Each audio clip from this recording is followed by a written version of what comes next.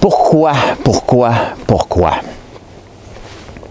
Les employés qui demandent toujours pourquoi ou les employés qui disent toujours oui, monsieur. Quel type d'employé êtes-vous? Quel type de gestionnaire êtes-vous?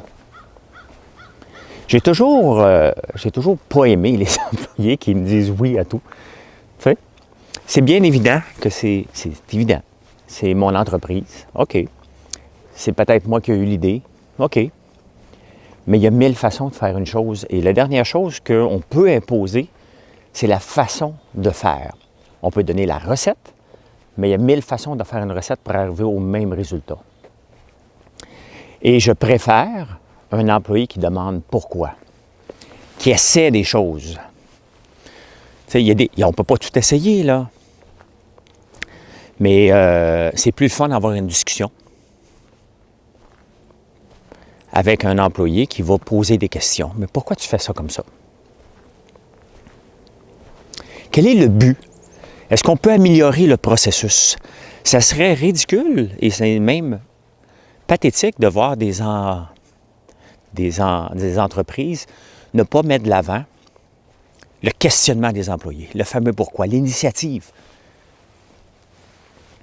C'est la seule façon qu'on peut s'améliorer comme entreprise. Et moi, je stimule le pourquoi. Et d'ailleurs, j'essaie de ne pas avoir d'employés qui vont me dire oui à tout. Je ne les veux pas. Je ne les veux pas avec moi. Ils ne vont pas m'emmener plus loin. C'est pas un power trip, avoir une entreprise. C'est une bataille. Une bataille de part de marché. Comment on peut améliorer un produit? Comment on peut le produire plus vite? C'est ça qui est important.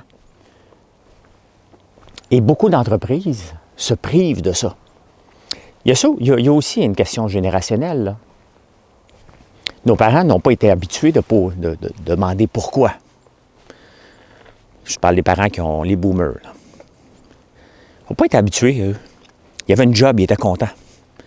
S'il fallait qu'ils contestent l'employeur, il avait peur de la perdre. Donc, il faisait ce qu'il devait faire. Vous savez que les employés, ce qu'ils veulent, là, et les Québécois, eux autres, ils veulent juste pas avoir de trouble. Mais ça, c'est notre rôle à nous, de ne pas les mettre dans le trouble, mais de stimuler leur désir de participer à la croissance d'une entreprise.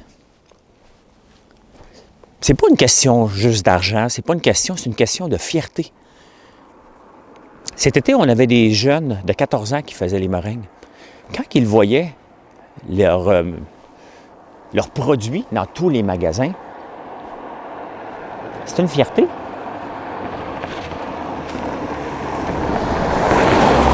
On leur a donné la recette. On leur a dit comment le faire.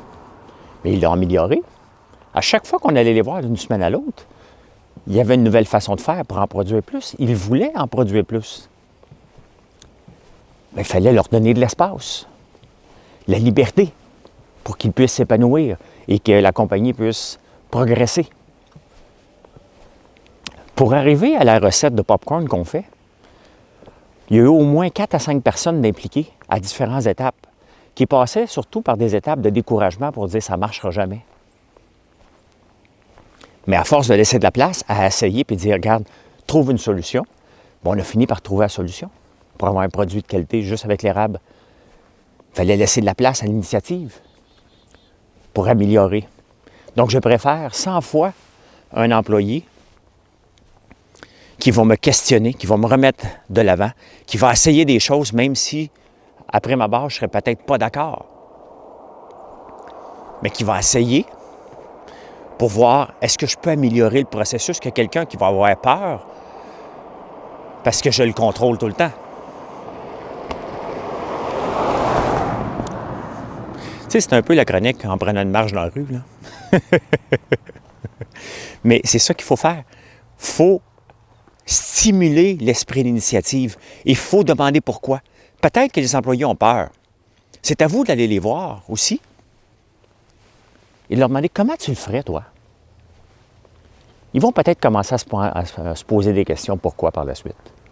C'est comme ça qu'une entreprise s'améliore. Ce n'est pas en imposant nos façons de faire qu'on va s'améliorer comme entrepreneur et comme entreprise, il faut stimuler le pourquoi. Bonne journée.